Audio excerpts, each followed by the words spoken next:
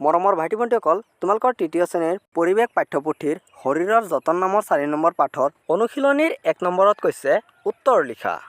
তোমালোকৰ ক প্ৰশ্নটোত কৈছে ভিতৰত খেলা খেল দুবিধৰ নাম লিখা।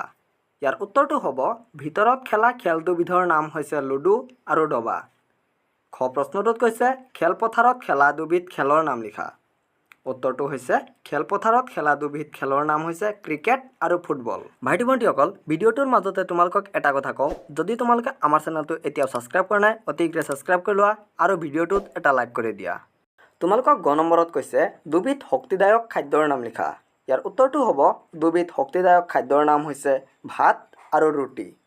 আৰু শেষৰ ঘ প্ৰশ্নটোত কৈছে বেমাৰৰ পৰা দেহক ৰক্ষা কৰা দুবিধ ফলৰ নাম লিখা। ইয়াৰ উত্তৰটো হ'ব বেমাৰৰ পৰা দেহক ৰক্ষা কৰা দুবিধ ফলৰ নাম হৈছে সুমথিৰা আৰু মধুৰিআম। ভাইটি ভণ্টিসকল, তোমালোকৰ 2 নম্বৰত কৈছে শুদ্ধ উত্তৰটোত ৰাইট চিন দিয়া। ক নম্বৰত কৈছে আহাৰে আমাৰ শৰীৰত শক্তি যোগায়। এইটো শুদ্ধ, সেইবাবে মই ৰাইট চিন দিছোঁ। খ নম্বৰত কৈছে সদায় পৰিষ্কাৰ আৰু শোধিত পানীহে খাব লাগে। এইটো শুদ্ধ উত্তৰ। গ নম্বৰত কৈছে আলিবাটত খোজ কাঢ়োঁতে সদায় নিজৰ সোঁ হাতে যাব লাগে। এইটো ভুল, কিয়নো আলিবাটত খোজ কাঢ়োঁতে সদায় নিজৰ বাওঁ হাতে যাব লাগে। ঘ নম্বৰত কৈছে আলুৰ চিপছ, শীতল পানীয়, আইচক্ৰীম আদি আমাৰ শৰীৰৰ বাবে উপকাৰী। এইটো ভুল, সেইবাবে মই পূৰণ চিন দিছোঁ। আহা আমি এতিয়া 3 নম্বৰ প্ৰশ্নটোলৈ যাওঁ। ইয়াত তোমালোকক কৈছে খালী ঠাই পূৰ কৰা। ক নম্বৰত কৈছে আহাৰ নাখালে আমি কাম কৰিবলৈ শক্তি নাপাওঁ। ইয়াত দিয়া খালী ঠাইত হ'ব শক্তি। ইয়াৰ পিছৰটোত কৈছে প্ৰথমতে খালী ঠাই দিয়া আছে শৌচাগাৰ ব্যৱহাৰ কৰিব লাগে। ইয়াত দিয়া খালী ঠাইত হ'ব পৰিষ্কাৰ।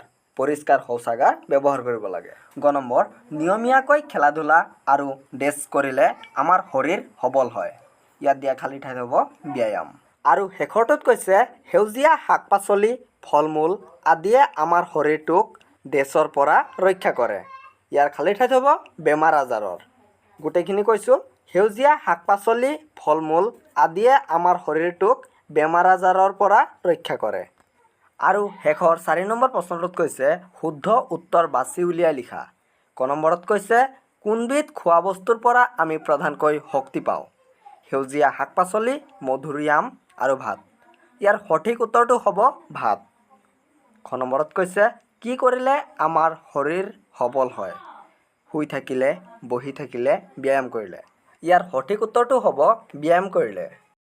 গ নম্বৰত কৈছে কোনবিধ খোৱা বস্তুৱে আমাৰ শৰীৰটো বৃদ্ধি হোৱাত সহায় কৰে। শিলিখা, আমলখি আৰু গাখীৰ। ইয়াৰ সঠিক উত্তৰটো হ'ব গাখীৰ। আৰু শেষৰ ঘ নম্বৰত কৈছে কোনবিধ খোৱা বস্তুৱে আমাৰ শৰীৰত দেখা দিয়া ৰোগক প্ৰতিৰোধ কৰে। মাংস, ৰুটি আৰু কলডিল। ইয়াৰ সঠিক উত্তৰটো হ'ব কলডিল। ভাইটি ভণ্টিসকল, ভাল লাগিলে ভিডিঅ'টোত এটা লাইক কৰিবা আৰু পৰৱৰ্তী ভিডিঅ'ৰ ন'টিফিকেশ্যনসমূহ পাবলৈ চেনেলটো ছাবস্ক্ৰাইব কৰিবলৈ নাপাহৰিবা।